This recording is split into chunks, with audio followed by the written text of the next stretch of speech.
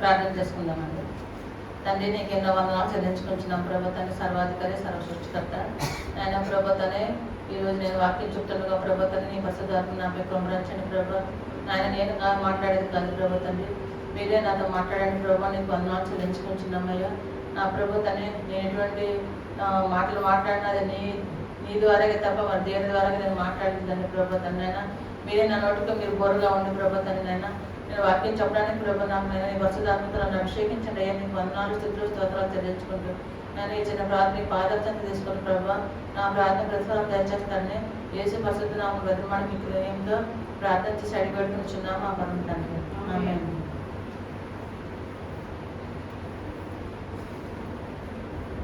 యాకోబు పత్రిక 4:10 అంశం ఏంటంటే మిమ్మల్ని మీరు తగ్గించుకోరండి అనే అంశం అన్నమాట. దాని గురించి నేను క్లారిటీగా చెప్పలేను, నాకు ఏదో కొంచెం వచ్చేదానికి తప్ప ఇంకేం కాదు. 10వ యాకోబు 4:10 ప్రభు దృష్టికి మిమ్మల్ని మీరు తగ్గించుకొనుడి, అప్పుడు ఆయన మిమ్మల్ని హెచ్చించును. ప్రభు దృష్టికి మిమ్మల్ని మీరు తగ్గించుకోనండి. ఎప్పుడైనా సరే తండ్రి, ఏ విషయంలో ఏం చేద్దాం, దేవుని యందు మనం ఎక్కువగా తగ్గించుకోవాలని స్వభావం మనం కలిగి ఉండాలి, ఇంట్లో అయినా బయట అయినా సరే. అయితే మాటల వరకు చెప్తున్నాం కానీ అది నా నడవడికలో అయితే మాత్రం లేదు. నేను ఈరోజు వాక్యం చెప్తున్నాను కానీ నాకు ఎందుకు ఇది చెప్పాలనిపించింది చెప్తున్నాను. అంటే దేవుని దృష్టిలో మనం తగ్గించబడాలి. అంటే మనం తనను తాను తగ్గించుకున్నవాడు దేవుని దృష్టిలో హెచ్చింపబడతాడు. కానీ అది మన అనుదిన చర్యలో కూడా ప్రతి ఒక్క విషయంలో కూడా తగ్గించుకోవాలి. నేను ఎక్కువ అని అనుకోకుండా దేవుని దగ్గర ప్రతిదీ కూడా పాపక్షమాపణ కలిగి మనము ప్రార్థన చేసుకుంటూ ఎల్లవెల్లా ఉండాలన్నమాట. ఎందుకంటే ప్రభువు మన కొరకు తనను తాను తగ్గించుకొని నరరూపిగా తను మానవ రూపం ధరించి మన కొరకు ఒక దేవాతి దేవుడు అక్కడి నుంచి భూలోకానికి వచ్చి తనను తాను యుక్తులుగా చేసుకుని తగ్గించుకున్నాడు మన కొరకు. మన పాపం నిమిత్తం ఆయన ఏం చేశారు, మరణించారు. శిలువ వర్ణం పొందినంతగా ఆయన మరణం అనుభవించారు అనమాట. అప్పుడు ఆయన మిమ్మల్ని హెచ్చించడం, మనల్ని మన పాపను మనం ఒప్పుకుంటే మనల్ని ఆయన హెచ్చిస్తారు అనమాట. అదేవిధంగా యోహాను సువార్త 3:30 చూడండి. యోహాను సువార్త 3:30 అనమాట.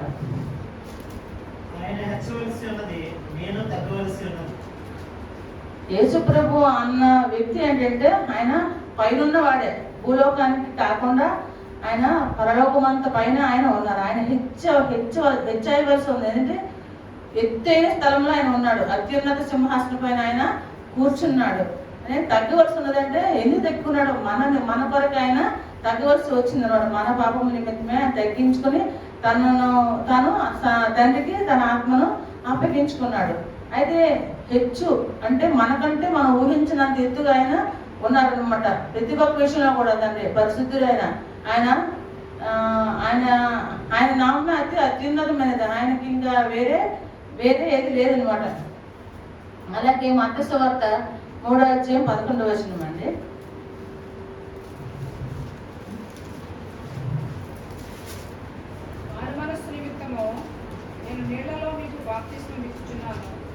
మారు మనస్సు నిమిత్తము నేను నీళ్లలో మీకు బాప్తిస్మం ఇచ్చుచున్నాను. అయితే నా వెనుక వచ్చుచున్నవాడు నాకంటే శక్తివంతుడు, ఆయన చెప్పులు మోయటకైనను నేను పాత్రుడను కాను. అంటే ఇక్కడ నీళ్ళలో బాప్తిస్మం ఇచ్చుచున్నాను అని యోహాను సువార్త మనకు అది ఇచ్చారు. యోహాను గారు యేసుప్రభు గారికి ఇచ్చారు అన్నమాట, బాప్తిస్మం ఇచ్చారు. కానీ అప్పుడు ఆయన ఏం చేశారంటే తనను తాను తగ్గించుకొని ఆయన చెప్పులు మోయటికైనా నేను పాత్రను కాదు. యోహాను గారు అనుకున్నాను యేసు ప్రభు చెప్పులు నేను మోయినంత వ్యక్తిని కాదు, ఎందుకంటే అతను అంత పరిశుద్ధుడు. కానీ ఆయన తగ్గించుకోండి అనమాట. అదే బైబిల్ మిషన్ వాళ్ళకి మాకు ప్రతి ఒక్కరికి పాదాలు కడుగుతుంటారు అనమాట. తగ్గించుకొని మా పాస్టర్ గారు కడుగు అంటే ఒక్కరికి ఒక ఆచారం ఉంటుంది. కానీ ఆ తగ్గించుకున్న స్వభావం మనలో ఉండాలని నా అభిప్రాయం అనమాట. అదేవిధంగా ఆయన చెప్పులు మోయటికైనా నేను పాత్రను కాను, అతను పాత్రను కాడు. ఆయన మోసారనమాట, తగ్గించుకొని మనకి తన వ్యక్తిత్వాన్ని మనకి తెలియపరిచారనమాట. అదేవిధంగా మత్తయి సువార్త 8:8 మనం.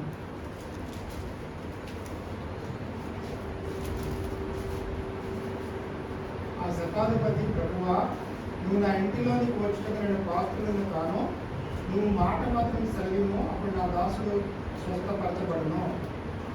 అంటే అక్కడ ప్రభువా నీవు నా ఇంట్లోనికి వచ్చుటకు నేను పాత్రను కాదు అంటే శతాధిపతి గురించి ఆయన అర్హత అంటే హిందూ దేవాలయంలో పలానా వ్యక్తులు రాకూడదు ఒకప్పుడు ఉండేది అనమాట. కానీ ఇతను అలా కాదు, నేను నీకు పాత్ర ఒక ఇంట్లోకి వచ్చిన నేను నీకు అర్హుడిని కాదు అంటే నేను ఆకలితో తగ్గించుకునేవాడిని కనుక నేను అలా ఉండలేను. ప్రభు నీవు నా ఇంట్లోనికి వచ్చేటప్పుడు నేను పాత్రకు నేను పాపిని కనుక మీరు నేను ఇంట్లోనికి రావడానికి నేను ఒప్పుకున్నట్టుగా నా మనసు అంగీకరించలేదు అనుకుని తను ఏం చేశాడంట, నేను పాత్రను కాను అని తగ్గించుకునే స్వభావం కూడా అతనిలో ఉందన్నమాట. అదేవిధంగా లోకాసు వార్త 18:13.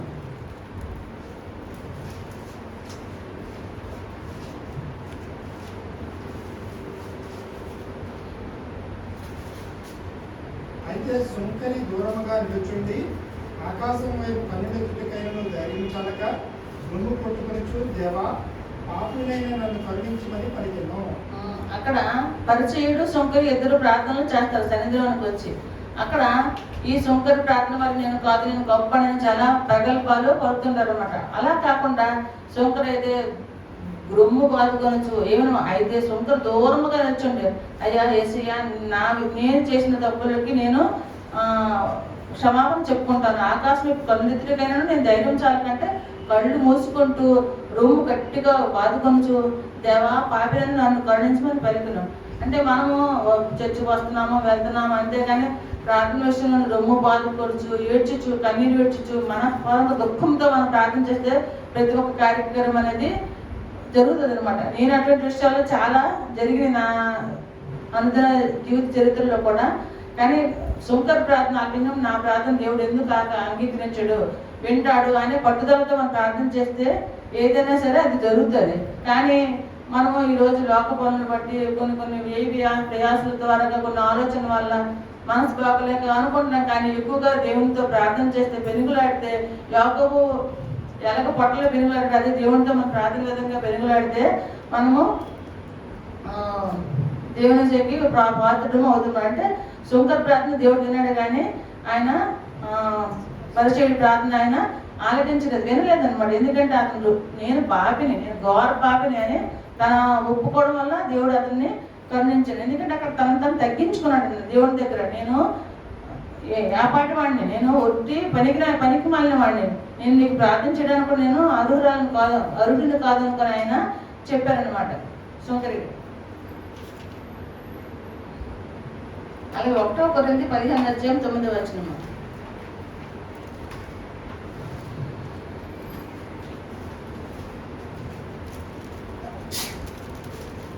ఎలాగనగా నేను అపోస్తలులందరిలో తక్కువవాడు, దేవుని సంఘమును హింసించినందున అపోస్తలులందరికీ యోగ్యుడను కాను.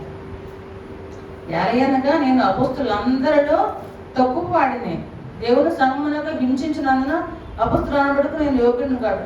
అక్కడ అపోస్తలుడైన పౌలు గారు చాలా పత్రికలు మనకి రాశారనమాట. ఆయన ఎంతో హింసించారనమాట. ఆయన తర్వాత దేవుడికి రెప్పలు అంటే కొన్ని రెప్పలు రాలేని రెప్పలు అతనికి జ్ఞానోదయం అనేది కలిగిందనమాట. అతను రాసిన పత్రికల్లో కూడా ప్రతి ఒక్క పత్రికల్లో కూడా ఎక్కువగా ఆత్మవాదాలు అతను ఏ విధంగా హింసించబడ్డాడు ఎలాగ నలుపుకొట్టబడని అతను ఎక్కువగా రాశారనమాట. అయితే ఆ నేను అపోస్తలులందరూ తక్కువ వాడు నేను అంటే తను అక్కడ పౌలు గారు తగ్గించుకున్నారు. దేవుని సంఘం నేను హింసించినందున అపోస్తలులను బట్టి నేను వైకుంఠం నేను అపోస్తలుని కాదు, నేను సంఘాన్ని చాలా దూషించాను, నలగొట్టబడ్డాడు కొట్టాను అంటే ఏసు నేను ఎవరంటే నేను హింసించాను ఏసు నేనే అని కూడా ఆయన చెప్పారనమాట. అప్పుడు పొలంలోని రావడం వల్ల అతను మారు మనసు పొంది ఎన్నో పత్రికలు రాసి ఎన్నో ఆత్మలను కూడా ఆయన ఆయన హింసించాడు. ప్రతి ఒక్క క్రైస్తవులు అనే వ్యక్తిని కూడా అతను ఎక్కువగా హింసించారు. అయితే అటువంటి మనకి ప్రవీణ్ పగడాల గారు కూడా అలాగే అతనికి ఎంతో పత్రికలు రాసి ఎన్నో సువార్త ప్రకటించారు. కానీ లాస్ట్ 1 year దాటిపోయినట్టుంది అతను జరిగి.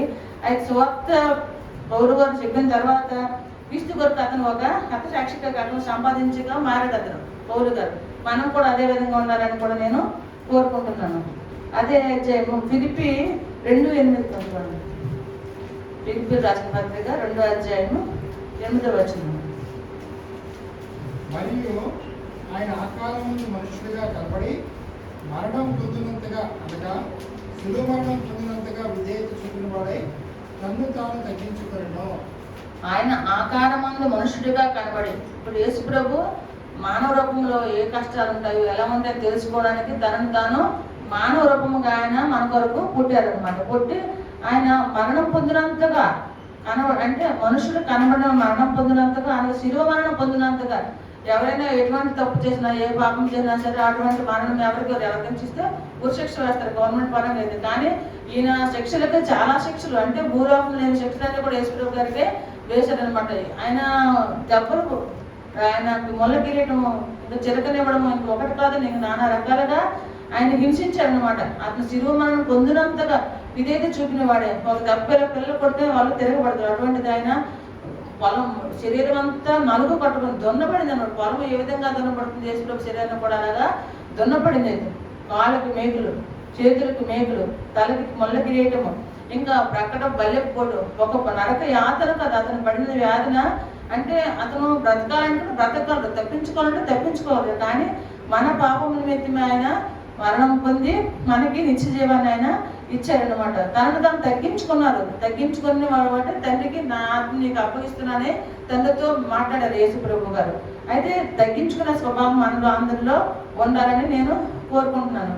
అదేవిధంగా దావీదు మహారాజు అయితే ఒక పెద్ద రాజుగారు. ఆయన అంటే చిన్ననాటి నుంచి ఆయన గొల్యాతుతో యుద్ధం చేసి వెళ్ళి 40 రోజులతో గొల్యాతు యుద్ధం చేశారు కదా. చేసిన తర్వాత దావీదు మహారాజు ఒక చిన్న పాపం చేశారు, అంటే కంటి చూపు ద్వారా ఆయన పాపం చేశారు. ఆ పాపం వల్ల ఆయన ఏం చేశారంటే, నేను ఇంకా చాలా తప్పు చేశానని తగ్గించుకొని అతను దేవాలయం కట్టడానికి కూడా అతను అర్హుడు కాకుండా అయిపోయాడు. సొలొమోను ద్వారాగా ఆయన కుమారుడు ద్వారాగా సుందరమైన దేవాలయం నిర్మించారు. అయితే అతను తగ్గించుకున్న తర్వాత, దేవా నాకు శ్రమలే కావాలి, నేను ఎల్లవేళ్ళ కూడా మిమ్మల్ని స్తుతించే వాళ్ళ ఉండాలి, నేను మిమ్మల్ని ధ్యానించడం నాకు ఎప్పుడు కష్టాలే కావాలి అని దావీదు మహారాజు గారు కోరుకున్నారు. అతను అంటే యేసుప్రభు హృదయానుసారుడు అంటే అది హృదయానుసారుడు ఎవరు, దావీదు మహారాజు గారు. అలాగే తమ తప్పు లేకపోయినా క్షమించమని అడిగేవారు కూడా మనము ప్రతి ఒక్కరు అనుకోవాలంటాం. నా ఒకవేళ మనం వాళ్ళు పొరపాటు జరగకపోయినా ప్రతి ఒక్కరు మనం క్షమించండి మనము అడగాలన్నమాట. మన నిజ జీవితంలో కూడా అలాగా చేయాలని నేను అనుకుంటున్నాను అనమాట, చెప్తున్నాను. అలాగే ఫిలిప్పీయులకు రాసిన రెండో అధ్యాయము 11వ వచనం చూడండి.